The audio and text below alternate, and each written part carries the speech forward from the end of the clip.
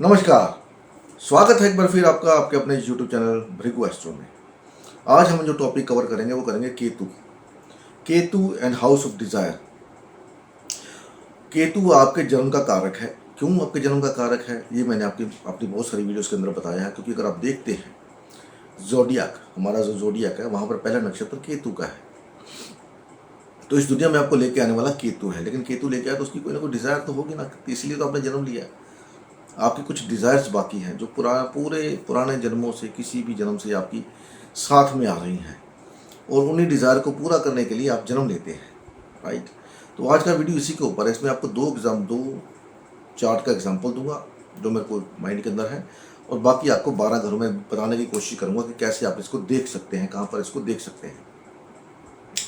तो पहले ये समझते हैं कि केतु समझाना जरूरी है आपको।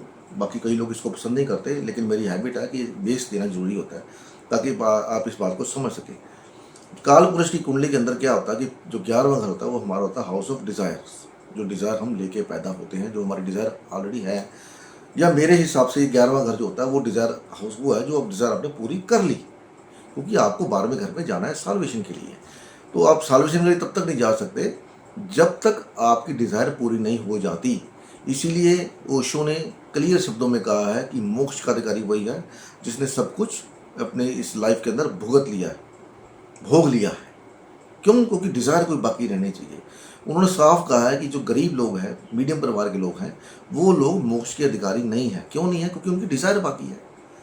वो जो अमीर है, जिसके पास सब कुछ है, उसने सब कुछ भोग लिया, उसके बाद वो सोचता चले यार अब सब कुछ भोग लिया, अभी हम अपनी डिज़ायर की, हम अपने मोक्ष की तरफ चलते हैं। तभी वो 11वें घर, डिज़ायर पूरी कंप्लीट हो गई, तभी 12वें घर में जा पाते हैं, नहीं तो आप 11वें घर से वापस 1 नंबर में।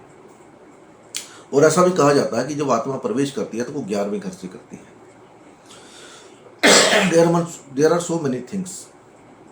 हर इंसान की अपना अपना सोच पर थॉट प्रोसेस है, मेरा भी अपना, आपका भी अपना है। तो उस हिसाब से तो 11वां घर जो है फुलफिलमेंट ऑफ डिज़ायर का, तो 11वें से 10वां घर अगर आप देखोगे तो 8वां घर पड़ता है।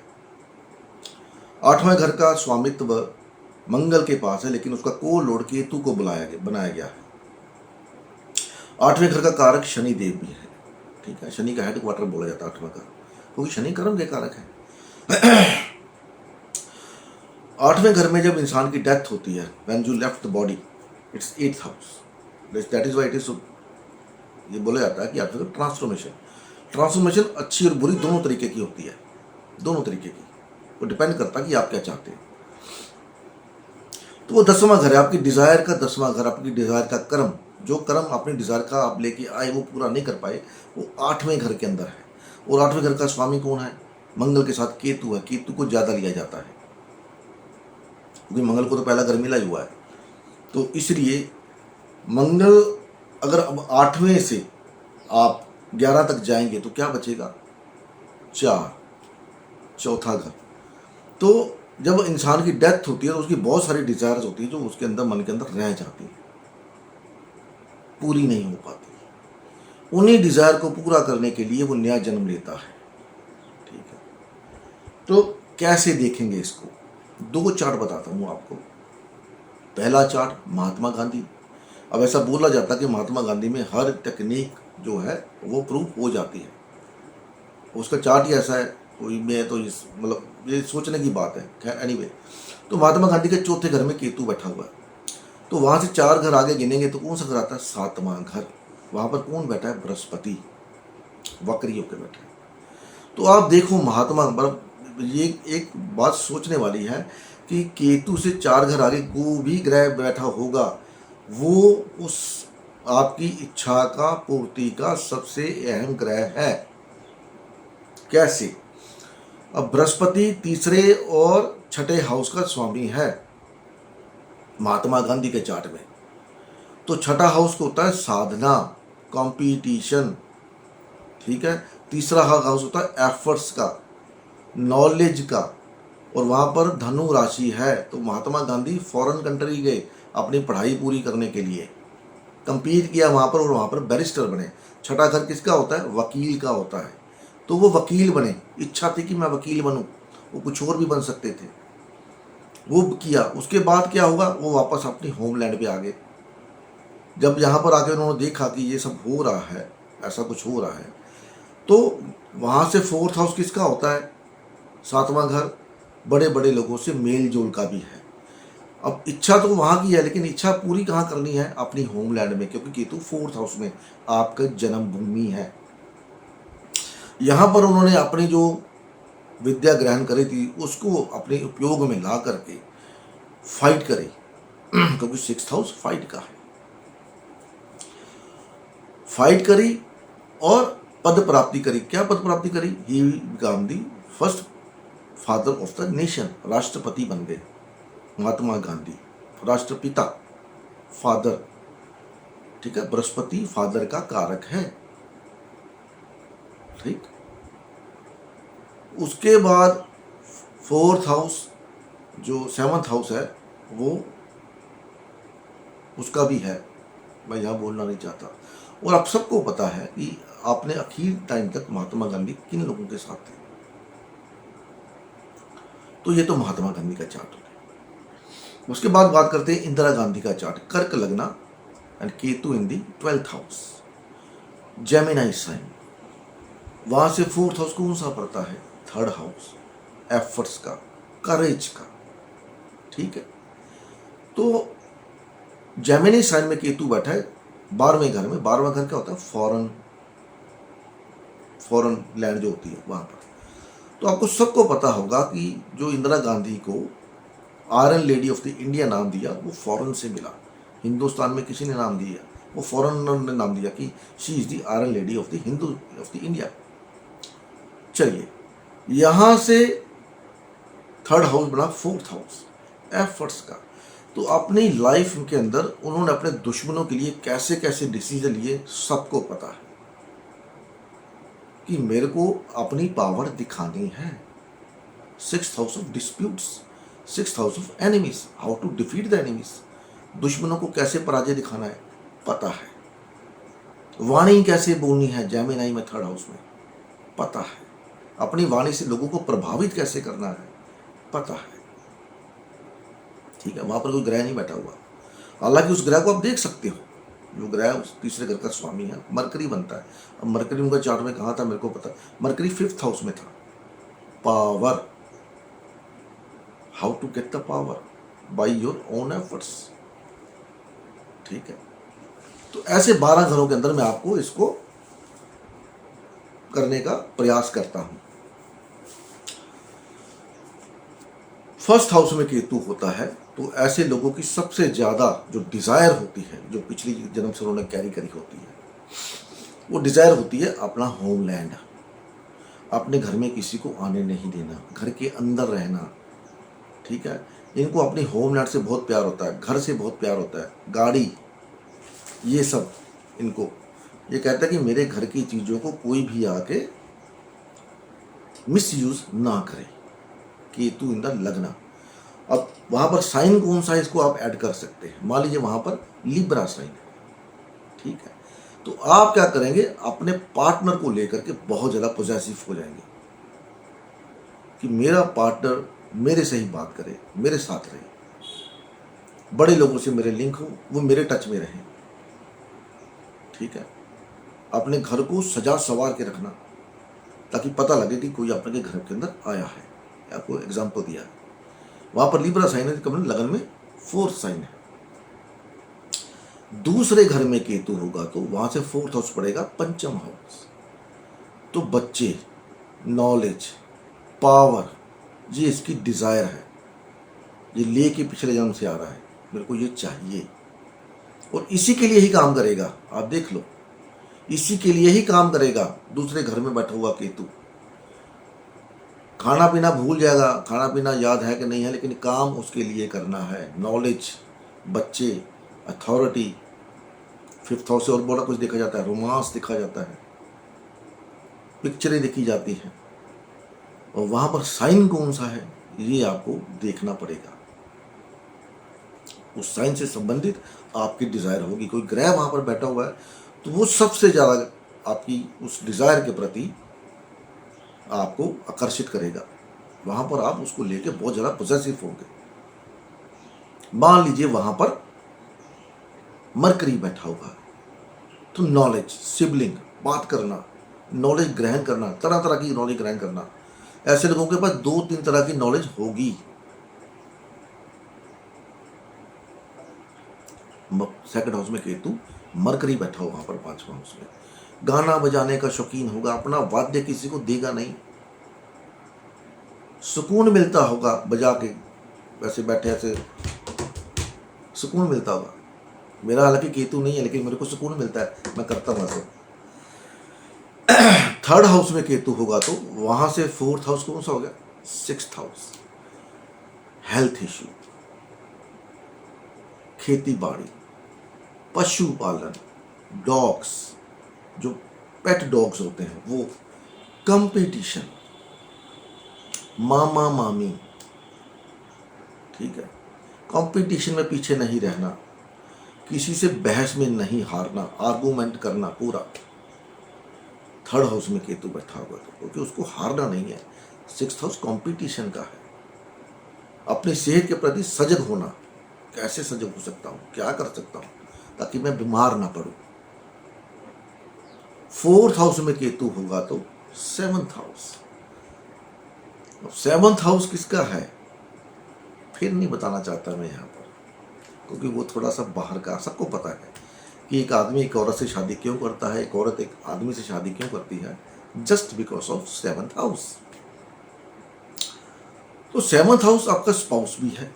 स्पाउस के प्रति बहुत ज्यादा आप पोजेसिव हो जाओगे, उसकी सेहत को लेके, उसकी बातचीत को लेके। वहां पर ग्रह देख ले, मैंने आपको महात्मा गांधी का मैंने उदाहरण दिया, ऑलरेडी दे दिया, तो इसको कंटिन्यू करते आगे चलते हैं।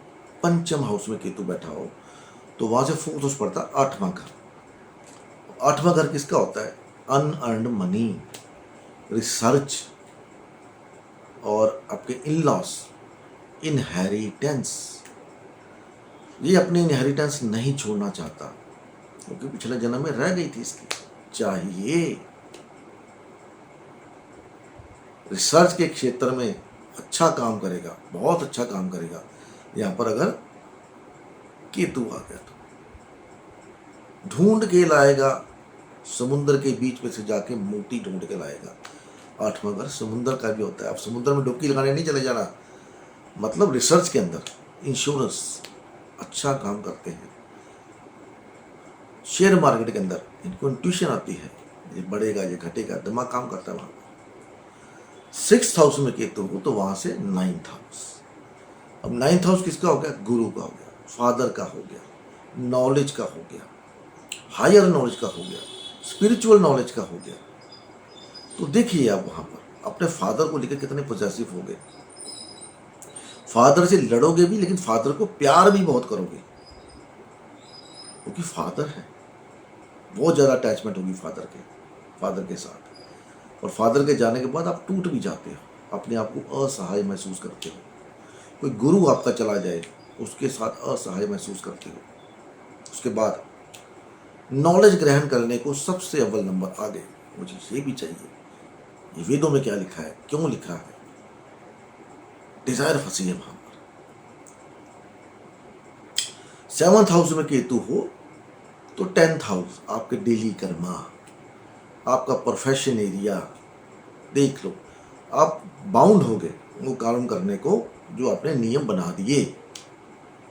जैसे सुबह उठना, चाय पीनी है तो चाय पीनी है, 8 बजे पीनी है तो 8 बजे पीनी है। अब 5-10-15 मिनट ऊपर तो हो ही जाता है, कोई रूटीन है। दिन बदलते हैं, घटकते घटते बढ़ते हैं, उस हिसाब से आपकी रूटीन भी चेंज होती है। लेकिन यह कि रूटीन चेंज करनी नहीं आती, उसी रूटीन पे कायम रहेंगे। जो काम कर रहे हैं उसके साथ बिल्कुल अटैच हो जाते हैं, बिल्कुल मेरे को यही काम करना है, यहां पर मेरे को सेटिस्फैक्शन मिलता है। सेवंथ हाउस का केतु। 8वें घर में केतु, 11वां घर। अब ये नेचुरल जोडियाक है, नेचुरल जोडियाक 8 और 11 का कॉम्बिनेशन, राहु और केतु का कॉम्बिनेशन। तो मान लीजिए आपका यहां पर कुंभ राशि में केतु पड़ा हुआ है तो 11वें घर में कौन सी राशि आ गई? टॉरस साइन आ गई। तो इसका जो मोटिव होगा लाइफ का, पैसा कमाना, किसके लिए? परिवार के लिए, खाने पीने के लिए, इंजॉय करने के लिए, दोस्तों के साथ इंजॉय करने के लिए, दोस्तों के साथ मिलजुल के रहने के लिए, ताकि दोस्त इसको नहीं मिले पिछले जन्म में। इस जन्म में भी दोस्त कम ही होते हैं इन लोगों के।